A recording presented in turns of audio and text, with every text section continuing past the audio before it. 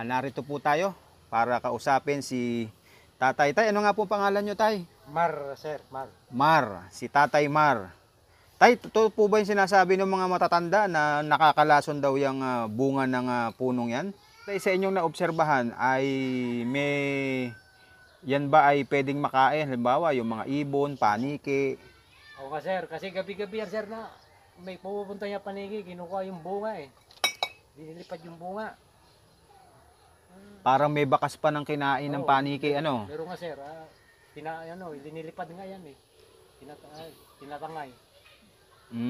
So, ibig sabihin, Tay, kapag kinakain ng paniki o ng anumang ibon, ay hindi nakalalason ang bunga ng puno. Oo, sir, tama yan, sir. Ako po ay naglakad-lakad at naghanap ng isang partikular na halaman na matatagpuan po sa mga tabing sapa, ilog o tubigan. Ikot tayo dito sa mga bahayan dito sa may parting likuran nila o dito sa kabilang daanan at baka sakali makatsamba tayo. Yun ang hinahanap nating halaman. Noong kabataan ko po ay madalas kong naririnig sa mga matatanda sa lugar namin na ang bunga ng halamang ito ay hindi dapat laruin sapagkat sabi nila ito ay lason at bawal ding kainin. Ang ginawa ko ay naghanap ako ng mas nakatatanda pa sa akin at yung mga nasa laking gubat at mga sanay magtanim at maghalaman. Aking inalam sa kanila kung may katotohanan ba ang mga sinasabi ng mga nakatatanda sa akin sa panahon ng aking kabataan. At ayon po sa isang pinakamatanda, lolong-lolo na, ang edad niya ay 90 anyos na. Sabi niya ay walang katotohanan yan sapagkat nung panahon ng hapon na wala silang makain, ay ito ang nagsalba sa kanila sa gutom. At alam nyo ba na ang halamang ito ay maraming beses na binabanggit sa Biblia, Lumang Tipan at Bagong Tipan. Merong isang pangyayari sa Lumang Tipan, si Haring Hezekiah or King Hezekiah ay nagkaroon ng isang malalambukol at tinaningan ng Panginoon ang kanyang buhay. Subalit dahil siya ay nagsisi at naalala ng Panginoon ang kanyang mga kabutihang nagawa sa bayang Israel, ay pinabalik niya si Propeta Isaiah at ang halamang ito ang ginamit panlunas doon sa bukol na dumapo sa katawan ni Haring Hezekiah. At siya ay gumaling at nadagdagan ng 15 years ang kanyang buhay. Meron din namang pangyayari sa Bagong Tipan kung saan sa tagpong ito ay gutom na gutom ang Panginoon at siya ay naghahanap ng makakain. Nakita niya sa tabing daan ang halamang ito, subalit nasumpungang walang bunga. Kung kaya ang nangyari ay isinumpa ng Misaya, tagapagligtas, ang punong ito. At kung tatanungin naman ninyo ako bakit isinumpa ng Misaya, tagapagligtas, ang punong ito, ang sagot ko po ay hindi ko alam. Subalit dito sa Pilipinas ay kabaliktaran naman po ang nangyari sapagkat ang punong ito ay hitik na hitik sa bunga. Hindi pinapansin at kadalasan ay ginagawang laruan ng mga kabataan, ginagawang gulong para sa kanilang mga trak-trakan.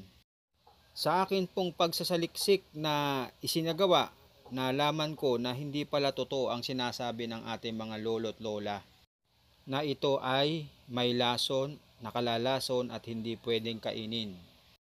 Subalit, ang katotohanan sa aking natuklasan, ito pala ay maraming taglay na kagalingan at pwedeng gawing pagkaing mapapakinabangan. Talakayin po natin ang health benefits ng halamang ito. Ito po ay nagkalat sa lugar ng Batan Island, Polillo, Quezon, Mindoro, Culion, Balabac, regions of Palawan, Panay, Samar, Leyte at meron din sa North Borneo. At dito rin po sa lugar namin sa Laguna. Batay po sa phytochemical screening of ethanolic extract ng prutas at dahon, ay nagtaglay siya ng alkaloids, tannins, flavonoids, saponins, and anthraquinones. Sa pag-aaral pong isinagawa sa dahon ay nakapaghiwalay po ng tinatawag na 6-diaryl butanoids at ficosnotins. Ito po ay mga bioactive compounds.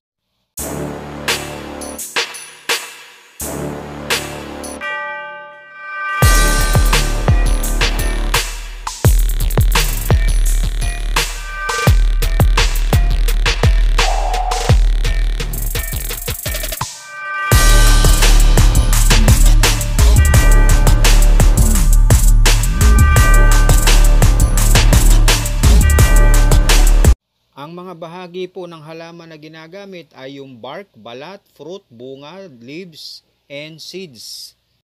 Ang bunga po ng halamang ito ay nakakain. Subalit, merong mga bunga na walang lasa, matabang. Kaya ang ginagawa ng karamihan, isinasawsaw pa sa asukal. Ang talbos ng halamang ito ay pwedeng kainin bilang gulay. Ngayon po ay araw-araw dumadaing ang aking asawa sapagkat napakamahal po ng mga gulay sa palengke. Kaya pwede po nating magamit ito pamalit sa mga karaniwang gulay. At yung isang matandang nakausap ko na tubong Ilocano pero dito nakatira sa Laguna, sabi niya nagugulat siya kasi kinakain ng paniki. Ang turo sa kanya ng kanyang mga nakatatanda, basta kinain ng paniki o kinain ng ibon, pagkain yan sapagkat hindi naman nalalaso ng ibon, pwedeng kainin ng tao. Batay naman po sa mga pag-aaral na isinagawa sa loob ng laboratorio, napag-alaman nila na ang bunga at dahon nito, fruit and leaves, ay merong antibacterial property. Kaya niyang labanan ang E. coli, Staphylococcus aureus, Klebsiella pneumonia, Salmonella typhimurium. Ang dahon ng halaman ay mayaman sa natural antioxidants. Sa nilagang dahon nila ay nakakakuha sila ng 88.19% at 500 parts per million. Dahil pa rin sa taglay nitong phenolic and flavonoid contents, isang free radical scavenging activity na matatagpuan sa dahon, nakita po sa resulta ng pag-aaral na ito ay pwedeng magamit, mapigilan ang karamdamang diabetes, cardiovascular, cancer, and aging. Sa larangan naman po ng traditional medicine, ang tubig po galing sa puno ng halamang ito ay iniinom ng 3 beses sa maghapon panlaban sa lagnat. Ginagamit ding pampahid para ma-relieve o maalis ang muscle pain o pangingirot, pananakit ng mga kalamnan. Kung ikaw naman ay merong urinary tract infections, hypertension, diabetes, kumuha ka lamang ng ugat at balat at siya mong ilaga at inumin 3 beses sa maghapon. Ang tubig na naipon galing doon sa sinugatang puno ay iniinom para panlunas pa rin sa urinary tract infections.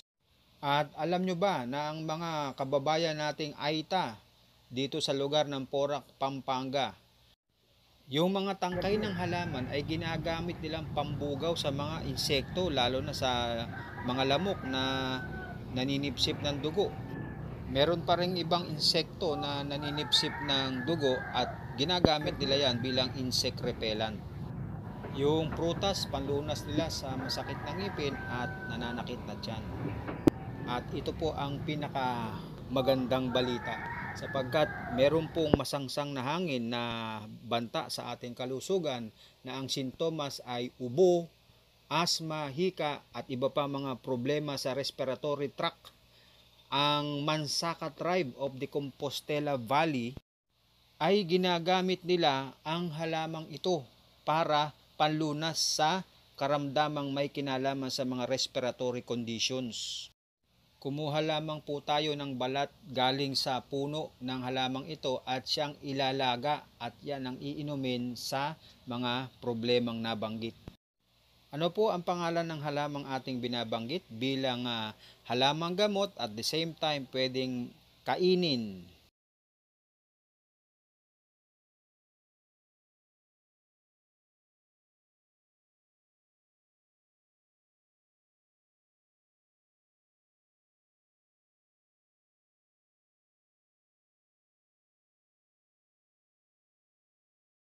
I hope nakatulong sa iyo ang mga munting kaalamang napanood mo dito.